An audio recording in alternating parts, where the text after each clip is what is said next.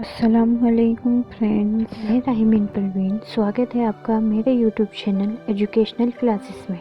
आज मैं आपको इस वीडियो में चक्रवर्ती सम्राट अशोक की जीवनी तथा मौर्य साम्राज्य के पतन के बारे में बताऊंगी कि किस तरह भारत में इतने बड़े मौर्य साम्राज्य का पतन हुआ।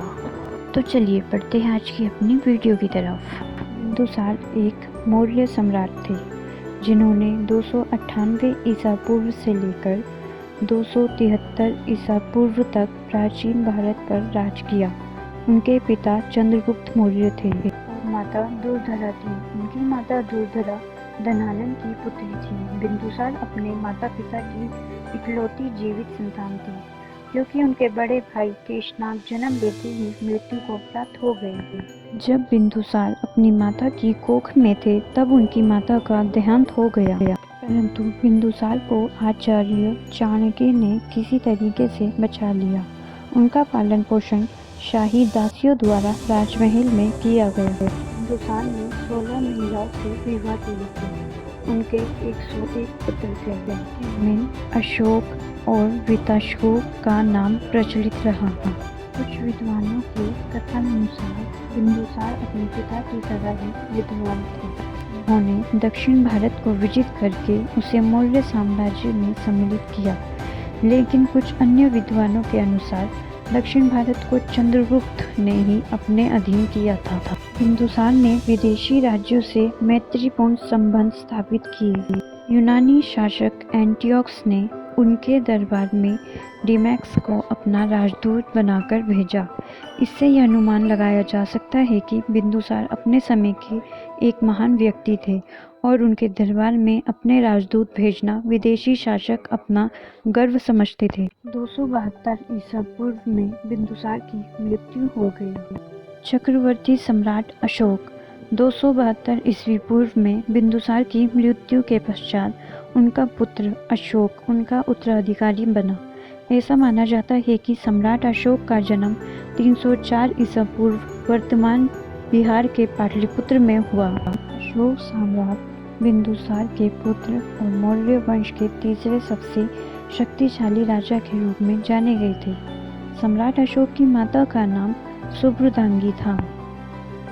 सम्राट अशोक की 4 पत्नियां थीं, देवी, कारुवकी, पद्मावती और तिष्यरक्षिता। सम्राट अशोक के 4 पुत्र थे, महेंद्र, संघमित्रा, तिवल, कनाल और एक पुत्री चारुमती थी। सम्राट अशोक जन्म से ही एक महान शासक थे। उसके साथ ही वे ज्ञानी और महान शक्तिशाली शासक थे। महान सम्राट अशोक अर्थशास्त्र के और गणित के महान ज्ञाता थे। सम्राट अशोक ने 284 ईसा पूर्व बिहार में एक उज्जैन अध्ययन केंद्र की स्थापना की थी। आधुनिक इतिहासकार ये मानते हैं कि बिंदुसार ने अपने जीवन काल में ही अशोक को अपना उत्तराधिकारी नियुक्त कर दिया था, परंतु जब बिंदुसार की मृत्यु हुई तो अशोक की आयु 21 वर्ष थी, जबकि राज सिंहासन प्राप्त करने के लिए 25 वर्ष की आयु होना अनिवार्य थी। इसीलिए अशोक का राज्याभिषेक 4 वर्ष पश्चात 269 ईसा पूर्व में हुआ। इस अवसर पर उसने देव नाम प्रिय तथा प्रियदर्शी की उपाधियां धारण की। अशोक को एक विशाल साम्राज्य विरासत में मिला था। इसके बावजूद उसने गद्दी पर बैठते ही अपने पिता बिंदुसार तथा दादा चंद्रगुप्त मौर्य की तरह साम्राज्यवादी नीति का अनुसरण करना आरंभ कर दिया। कलहड़ के राजतरंगिणी नामक ग्रंथ के अनुसार सबसे पहले उसने कश्मीर पर विजय प्राप्त की। ऐसा कहा जाता है कि श्रीनगर अशोक ने ही बसाया था। अशोक के 13वें शिलालेख से ये पता चलता है कि कश्मीर विजय के पश्चात अशोक ने दक्षिण पूर्व में स्थित अपने पड़ोसी राज्य कलिंग पर विजय प्राप्त करना आवश्यक समझा था। कलिंग का युद्ध मौर्य काल में आधुनिक उड़ीसा तथा कासम का प्रदेश कलिंग कहलाता था। कलिंग पर आक्रमण करने के अनेक कारण थे। एक तो कलिंग की बढ़ती हुई शक्ति मौर्य साम्राज्य के लिए खतरा पैदा कर रही थी। दूसरा, अशोक दक्षिण भारत की ओर जाने वाले थल और जल दोनों मार्गों को अपने अधीन करना चाहता था। तीसरा, जब बिंदुसार ने दक्षिण राज्यों पर आक्रमण किया था तो कलिंग के राजा ने दक्षिण राज्यों का साथ दिया था। इन कारणों से अशोक ने 261 ईस्वी पूर्व में कलिंग पर आक्रमण कर दिया। कलिंग का युद्ध बहुत ही भयानक था। कहा जाता है कि इस युद्ध में 1 लाख व्यक्ति मारे गए थे तथा 1.5 लाख व्यक्ति को बंदी बना लिया गया था। इस युद्ध में असंख्य लोग घायल हुए थे। कलिंग की लड़ाई में विजय प्राप्त करने के पश्चात जब अशोक ने युद्ध भूमि को देखा तो वे भीषण रक्तपात के दृश्य को सहन नहीं कर सका। वे युद्ध भूमि पर बैठकर रोने लगा। कुल मिलाकर अशोक कलिंग युद्ध के भीषण रक्तपात को देखकर इतना प्रभावित हुआ कि उसने युद्धों को हमेशा के लिए त्याग दिया। कलिंग पर विजय प्राप्त करने के पश्चात इस प्रदेश को मौर्य साम्राज्य में मिला लिया गया। अशोक ने इसे एक अलग प्रांत बनाया जिसकी राजधानी तौशाली थी। कलिंग विजय के प्रभाव। कलिंग विजय के परिणाम स्वरूप मौर्य साम्राज्य का काफ़ी दूर तक विस्तार हो गया। अब अशोक का साम्राज्य हिंदू कुश पर्वत से लेकर बंगाल की खाड़ी तक तथा उत्तर में हिमालय से लेकर दक्षिण में मैसूर तक फैल गया था। उसके साम्राज्य में कश्मीर तथा कलिंग के क्षेत्र शामिल थे। इस युद्ध का दूसरा परिणाम ये निकला कि अशोक ने युद्ध की नीति को हमेशा के लिए त्याग दिया। अब उसने युद्ध विजय के स्थान पर धर्म विजय की नीति को अपना जीवन का उद्देश्य बना लिया। उसने कलिंग की प्रजा के लिए आदेश दिया जिसका वर्णन धौली और जोगढ़ के शिलालेखों में मिलता है। तीसरे, कलिंग विजय से मौर्य साम्राज्य के इतिहास में एक नए युग का आगमन हुआ। अब प्रजा हित कार्य किए जाने लगे। इस प्रकार मौर्य साम्राज्य की जनता को उत्पीड़न तथा कठिनाइयों से मुक्ति मिल गई। इसके अतिरिक्त चौथा सबसे महत्वपूर्ण परिणाम ये निकला कि कलिंग विजय के पश्चात अशोक ने बौद्ध धर्म ग्रहण कर लिया। उसके ही प्रयासों से बौद्ध धर्म श्रीलंका, जावा, सुमात्रा, चीन तथा जापान के देशों तक फैला। पांचवा परिणाम ये निकला कि भविष्य में अशोक महान सम्राट कहलाया। चीनी यात्री हुनसांग का मानना है कि अशोक ने बौद्ध धर्म बौद्ध भिक्षु उपगुप्त से प्रभावित होकर ग्रहण किया था। अशोक के बौद्ध होने के अनेकों प्रमाण देखने को मिलते हैं। उसके शिलालेखों में उसकी बौद्ध धर्म के तीर्थ स्थानों की यात्रा का वर्णन है। कुछ अभिलेखों में श्वेत हाथी का चित्र बना हुआ है जो ये दर्शाता है कि अशोक बौद्ध धर्म का अनुयायी था, क्योंकि बौद्ध धर्म में श्वेत हाथी का बहुत महत्व है।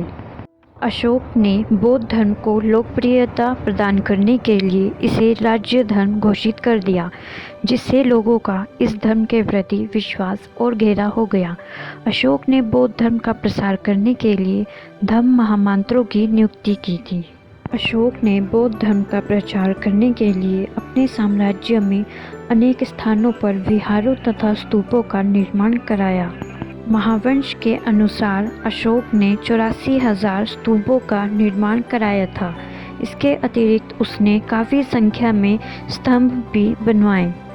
भले ही आज अधिकतर स्तूप नष्ट हो चुके हैं, परंतु सांची का स्तूप अभी भी अशोक के बौद्ध धर्म के प्रति कार्यों की याद दिलाता है।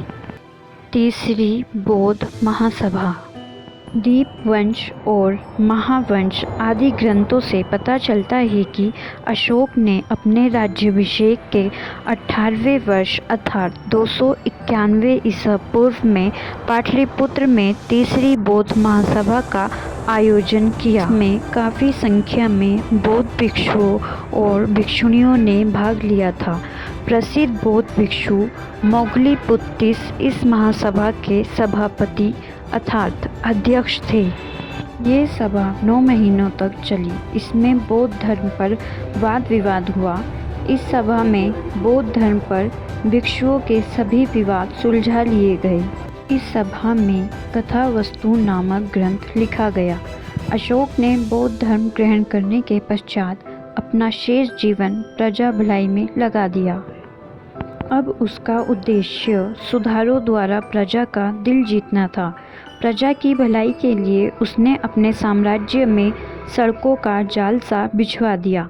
उसने सड़कों के दोनों ओर छायादार वृक्ष लगवाए, जगह जगह कुएं खुदवाए तथा धर्मशाला बनवाई। इसके अतिरिक्त उसने विभिन्न स्कूल खुलवाए और मनुष्य तथा पशुओं के लिए मुफ्त चिकित्सालय खुलवाए। इन सुधारों से आम जनता को बहुत लाभ हुआ। विश्व के इतिहास में अशोक की महानता का आधार उसका विस्तृत साम्राज्य नहीं, अपितु उसके द्वारा अपनाई गई अहिंसा की नीति तथा मानव प्रेम था। संसार में अनेक शासक जैसे सिकंदर, नेपोलियन व अन्य अपनी विजय उपलब्धियों के कारण विख्यात हैं, परंतु उन्होंने इस कार्य में असंख्य निर्दोष लोगों का रक्त बहाया और पूरे संसार में तबाही मचा दी। सम्राट अशोक भी महान विजेता था, परंतु उसने कलिंग युद्ध के बाद सदैव के लिए युद्ध की नीति त्याग दी और पूरे संसार को शांति का संदेश दिया। उसने अहिंसा की नीति को लोकप्रिय बना दिया। 232 ईसा पूर्व सम्राट अशोक की मृत्यु के पश्चात मौर्य साम्राज्य का पतन होना शुरू हो गया और 50 वर्ष के अंदर ही इस महान साम्राज्य का अंत हो गया। अनेक कारण इसके लिए जिम्मेदार हैं। कुछ इतिहासकारों ने अशोक की विभिन्न नीतियों का इसके लिए जिम्मेदार ठहराया है। उनके अनुसार अशोक की धार्मिक नीति, शांति प्रियता तथा अहिंसा की नीतियाँ मौर्य साम्राज्य के पतन का कारण बनी। अन्य विद्वान अशोक की दानशीलता को मौर्य साम्राज्य के पतन का कारण मानते हैं। अशोक के उत्तराधिकारी दुर्बल साबित हुए, जो मौर्य साम्राज्य के पतन को रोकने में असफल रहे। मौर्य साम्राज्य की विशालता भी इसके पतन में सहायक सिद्ध हुई। कुछ विद्वानों का मत है कि मौर्यों ने गंभीर आर्थिक संकट का सामना किया, जिसके कारण मौर्य साम्राज्य का पतन हो गया।